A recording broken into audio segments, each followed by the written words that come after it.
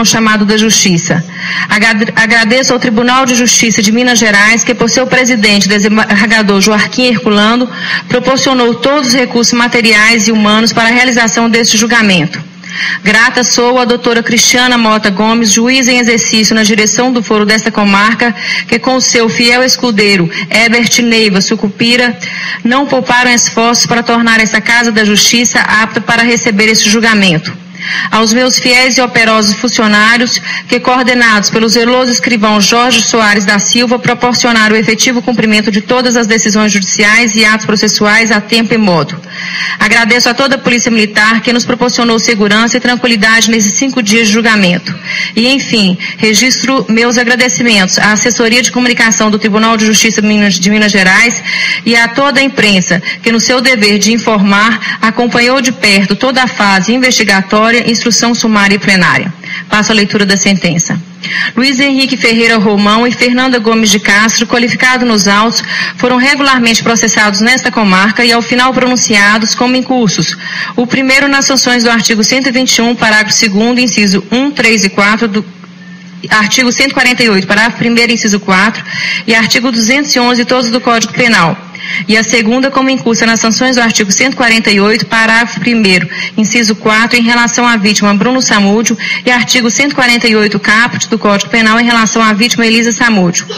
Nesta data foi realizado o julgamento pelo Tribunal do Júri, oportunidade em que os senhores jurados, ao votarem a primeira série de quesitos em relação ao réu Luiz Henrique Ferreira Romão, no tocante ao crime de homicídio, por 4 votos contra 1 voto, reconheceram a materialidade do fato.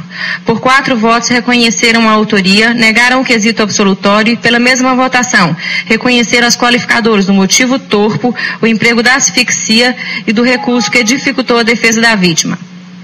Proposta a segunda série de quesitos, ainda em relação ao Luiz Henrique Romão, quanto ao crime de sequestro ou cárcere privado contra a vítima Bruno Samúdio, por 4 votos, reconheceu a materialidade e a autoria da prática do crime de sequestro previsto no artigo 148, parágrafo 1º, inciso 4 do Código Penal Brasileiro, ficando prejudicados os quesitos relativos ao cárcere privado. Por 4 votos contra 1, foi negado o quesito absolutório.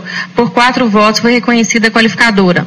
Na terceira e última série de quesitos, quanto ao crime de ocultação de cadáver, por 4 votos, reconheceu a materialidade e por 4 votos contra 1, foi negada a autoria do crime conexo do artigo 211, ficando prejudicado o terceiro quesito.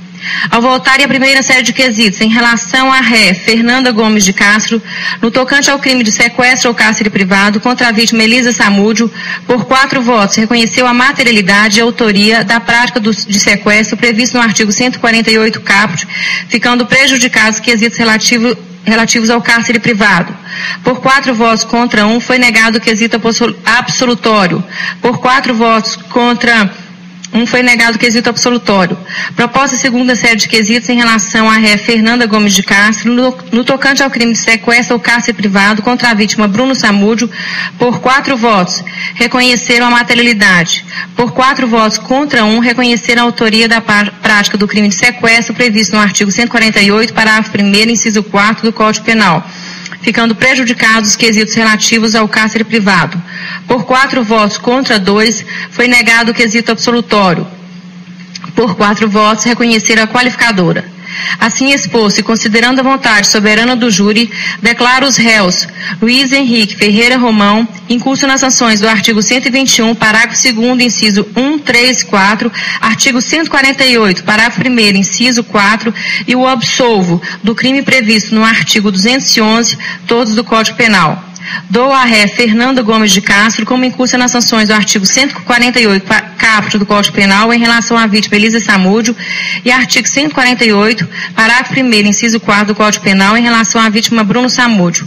Passo a dosimetria da pena. Em relação ao réu Luiz Henrique Ferreira Romão, pelos crimes do artigo 121, parágrafo 2º, inciso 1, 3 e 4 do Código Penal e artigo 148, parágrafo 1º, inciso 4 do Código Penal. Culpabilidade. A culpabilidade do crime contra a vida é intensa e altamente reprovável. Tempos antes, o réu, juntamente com outros agentes, já tinha sucumbido à vítima Elisa Samúdio com o fim de exterminar a vida por ela carregada no ventre. Não conseguiu acabar com a vida que se iniciava, todavia não desistiu das investidas contra Elisa, tanto que a sequestrou no Rio de Janeiro e a trouxe cativa para o sítio em Esmeraldas, onde a deixou por quase uma semana, esperando a operacionalização de sua morte. A vítima Elisa foi agredida, sequestrada e por fim executada. O desenrolar do crime de homicídio conta com detalhes sórdidos e demonstração de absoluta impiedade. A culpabilidade é, pelos mesmos motivos, igualmente acentuada em relação ao crime de sequestro, tendo como vítima a criança Bruno Samúdio. Conforme se infere das folhas de antecedentes criminais de folhas 9.527, 9.728, 9.639, bem como certidões de antecedentes criminais de folhas 9.531, 9.532, 9.687, 9.668, com os antecedentes. A circunstância atinente à conduta social não lhe favorece, eis que há informações nos autos de que tinha envolvimento com o tráfico de drogas. Folhas 15.860/15.865. Soma-se ainda que, não obstante ter esposa e filhas, deixou a família para se deleitar nas promiscuidades que a face obscura do mundo de futebol proporcionava-lhe. No tocante à personalidade, tal circunstância será interpretada em favor do acusado, uma vez que não revelada diversamente. Os motivos do crime já foram apreciados para efeito de reconhecimento da qualificadora. As circunstâncias não o favorecem, uma vez que a vítima foi atraída para o Rio de Janeiro, onde permaneceu hospedada em hotel às expensas de um dos réus até o momento de seu sequestro, no dia 4 de junho de 2010, onde foi agredida e rendida com a concordância do então adolescente Jorge Luiz e levada para a casa de um dos pronunciados, no condomínio no Recreio dos Bandeirantes, Rio de Janeiro. De lá foi trazida para Minas Gerais, onde ficou igualmente cativa, juntamente com seu bebê, e permaneceram sucumbidos até o dia em que Elisa foi levada para as mãos de seu executor. Tais circunstâncias demonstram a firme disposição para a prática do homicídio, que, ao que tudo indica, teve a sua execução meticulosamente arquitetada. As circunstâncias do sequestro do bebê são pelos mesmos motivos desfavoráveis. As consequências do homicídio foram graves, eis que a jovem Elisa teve sua vida ceifada de modo brutal, deixando órfã uma criança que só por 4 meses de vida teve o privilégio dos afagos de sua mãe biológica. As consequências quanto ao crime de sequestro da criança são igualmente desfavoráveis, eis que no primeiro dia do crime ficou inclusive privada da companhia de sua mãe e na perpetuação do delito pelos dias seguintes passou pelas mãos de diversas pessoas igualmente estranhas. No tocante ao comportamento das vítimas, não constam nos autos provas de que tenha havido por parte delas qualquer contribuição. De salientar que o fato de a vítima Elisa estar cobrando o reconhecimento do filho e respectiva pensão não eram motivos para serem alvos de tão bárbaros delitos. Com tal diagnóstico, na primeira fase, em relação ao crime do artigo 121, parágrafo 2º, inciso 1, 3 e 4, com preponderância das circunstâncias desfavoráveis e reconhecidas as qualificadoras do motivo torpe, emprego de asfixia e recurso que dificultou a defesa da vítima, fixo a pena base em 20 anos de reclusão. Na segunda fase, há atenuante da confissão, senhor Luiz Henrique. No caso em apreço, embora a confissão do réu seja parcial, ela encontra especial valor. Após a análise de todo o contexto probatório coletado na fase de inquérito policial e em juízo, com alicerce na prova testemunhal, documental e pericial, por ocasião da sentença de pronúncia, externei o meu convencimento de que a materialidade do crime estava comprovada pela prova indireta e que Elisa Samúdio, de fato, havia sido brutalmente assassinada. No entanto, alguns dos advogados dos corréus, no seu regular exercício da defesa, semearam de forma exitosa a dúvida na mente de milhares de pessoas que por longos 2 anos e 5 meses questionavam e se perguntavam se Elisa Samúdio estava realmente morta. Portanto, tenho que a admissão pelo réu Luiz Henrique de que realmente levou Elisa Samúdio para o encontro com a morte foi de extrema relevância para retirar do conselho de sentença qualquer dúvida sobre a materialidade do crime de homicídio porventura ainda existente. Dessarte, não obstante a grande reprovabilidade da conduta do réu, prestigio a sua confissão em plenário para reduzir a pena aplicada para o mínimo legal, ficando, pois, concretizada em 12 anos de reclusão.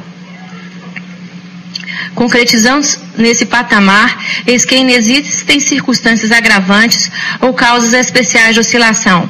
No tocante ao crime do artigo 148, parágrafo 1º do Código Penal, já analisadas as circunstâncias judiciais desfavoráveis, que na sua maioria predominam, na primeira fase fixo a pena em 3 anos de reclusão.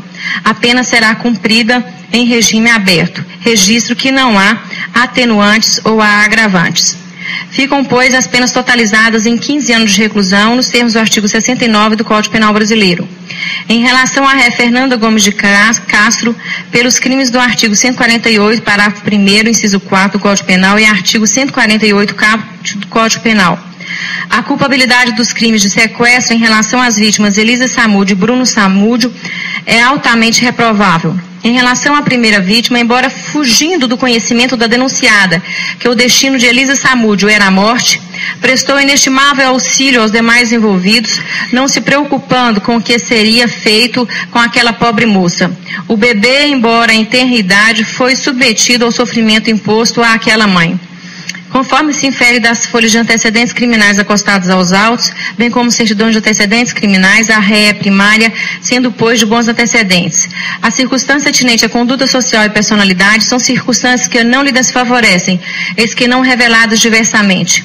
Ao contrário, a ré Fernanda Gomes é bem ajustada no meio social em que vive, possui ocupação lícita e se dedica a trabalhos sociais. Os motivos dos crimes são injustificáveis. As circunstâncias dos delitos de sequestro de Elisa Samúdio e seu filho não favorecem a acusada, uma vez que Elisa foi atraída para o Rio de Janeiro, onde permaneceu hospedada em hotel às expensas de um dos réus até o momento de seu sequestro, no dia 4 de junho de 2010, quando foi agredida e rendida pelo então adolescente Jorge Luiz e juntamente com o réu Luiz Henrique, levada para a casa de um dos pronunciados no condomínio no Recreio dos Bandeirantes. Naquela ocasião, ficou de posse do bebê, privando-lhe da companhia da mãe, auxiliando na vigília desta. As consequências foram graves em relação à vítima Elisa Samúdio, eis que o seu sequestro foram o prelúdio de seu extermínio.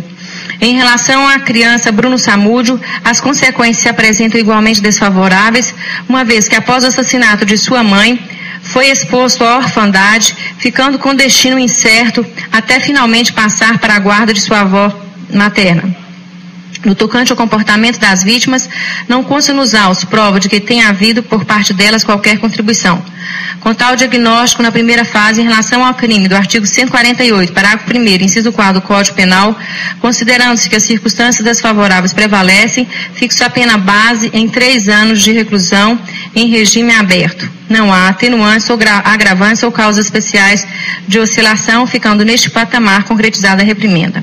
Em relação ao crime do artigo 148, caput do Código Penal, na primeira fase, fixo a pena base em 2 anos de reclusão em regime aberto, ficando nesse patamar concretizado igualmente pela ausência de circunstâncias atenuantes, agravantes ou causas especiais de oscilação. Custas pelos réus.